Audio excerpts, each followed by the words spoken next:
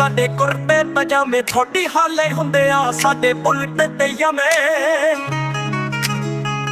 ਨੀ ਤੂੰ ਕਿੱਡੀ ਬਲਾਵੇ ਬਲੋਕਾਰ ਚਮਕਾ ਕੇ ਜੱਟ ਪੈੜੀ ਰਹੀ ਜਾਂਦਾ ਹੁੱਲ ਫੋੜ ਪਿੱਛੇ ਪਾ ਕੇ ਸਾਨੂੰ ਮਾਨਕ ਦਾ ਪਤਾ ਕੀ ਤੇਰੇ ਕੋ ਹੁੰਦੇ ਆ ਨੀ ਹੁਣ ਸੋਹਣੇ ਜੱਟਾਂ ਦੇ ਪੁੱਤ